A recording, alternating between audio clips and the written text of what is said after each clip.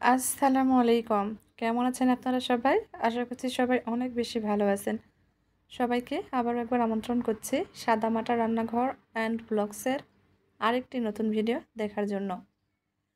আজকে কোনো প্রকার আটা, ময়দা, সুজি ছাড়াই মজাদার হেলদি নাস্তা তৈরি করেছি।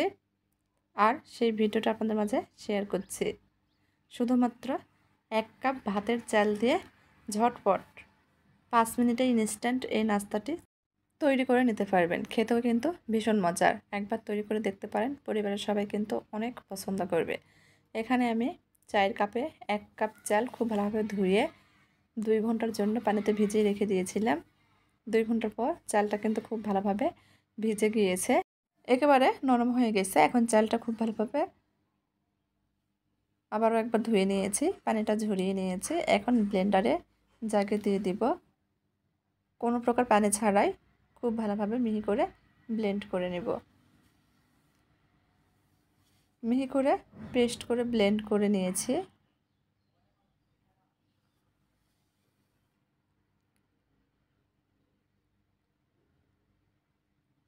এখন একটা বোল নিয়েছি, বোলের মধ্যে ঢেলে নেব।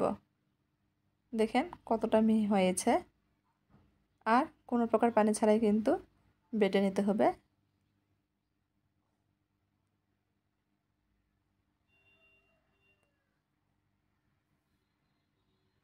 আবারও ব্লেন্ডারে জাগ নিয়েছি। এখানে আগে থেকেই 2টা মাঝারি সাইজের আলু সেদ্ধ করে খোসা ছাড়িয়ে নিয়েছি। হাত দিয়ে একটু ভেঙে দিয়েছি। ব্লেন্ডারে জাগে দিয়ে দিব।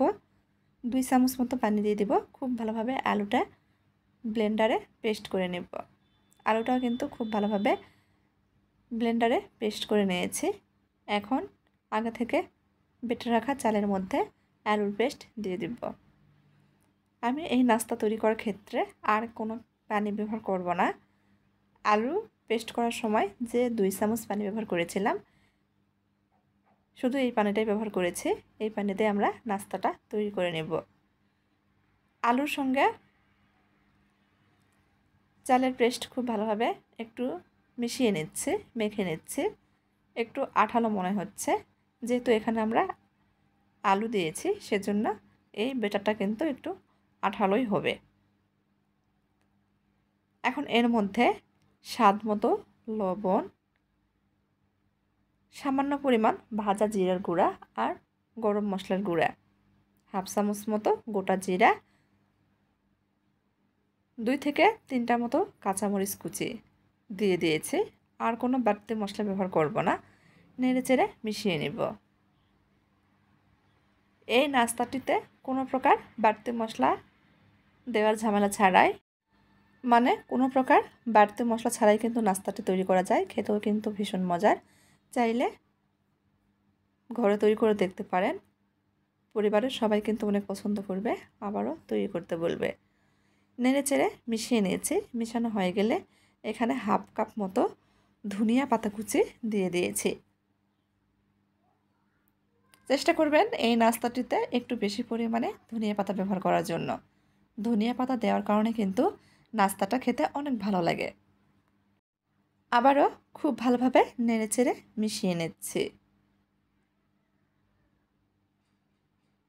হাত দিয়ে আপনাদের একটু দেখিয়ে দিচ্ছি, এভাবে ছোট ছোট করে পকোড়া বা বড়ার শেপে গরম তেলের মধ্যে সঙ্গে সঙ্গে ছেড়ে দিতে হবে।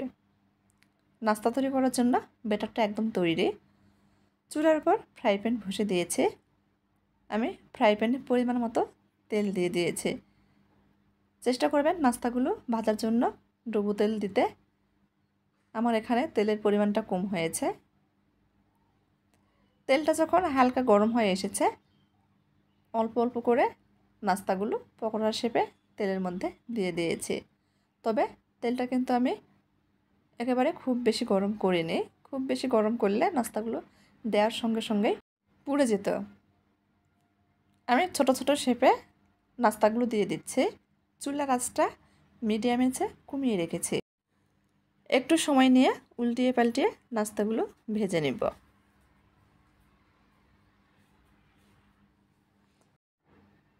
প্রথম অবস্থাতে নাস্তাগুলো অনেক নরম থাকে, একটু সাবধানে উল্টিয়ে দিতে হবে, তা না হলে ভেঙে যাবে, শেপটা নষ্ট হয়ে যেতে পারে।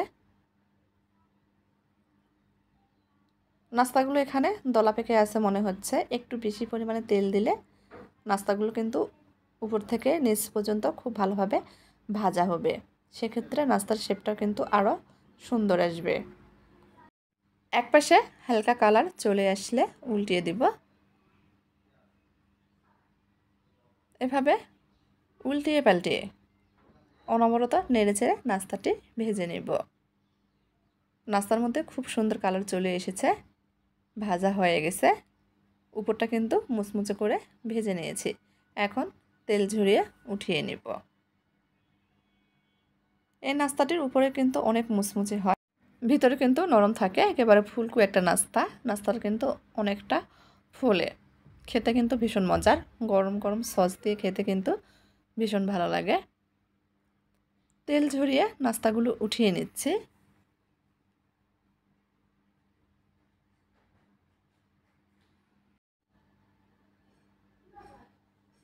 ঘরে যদি আটা, ময়দা, সুজি কিছুই না থাকে, হাতের কাছে থাকা চাল আর আলু দিয়ে ইনস্ট্যান্ট নাস্তাটি তৈরি করে নিতে পারবেন কোনো রকম ঝামেলা ছাড়াই। সবগুলো নাস্তাই ভেজে নিয়েছি, গরম গরম সস দিয়ে পরিবেশন করে নিয়েছি। খেতেও কিন্তু ভীষণ মজার হয়েছিল। আপনারা একটু বেশি পরিমাণে তৈরি করবেন, তা না হলে ভাগে পাবেন না, এতটাই মজার। এখন দুইটা নাস্তা আপনাদের ভেঙে দেখাচ্ছি। আমি সবসময় চেষ্টা করি ঘরোয়া উপকরণে রান্নাবান্না করার, আর সেই সব রেসিপি আপনাদের মধ্যে শেয়ার করি। আমার এই ঘরোয়া রান্নাবান্নাগুলো ভালো লাগলে চ্যানেলটিকে সাপোর্ট করে পাশেই থাকবেন। আজকের মতো এই পর্যন্তই। সবাই ভালো থাকবেন। আল্লাহ হাফেজ।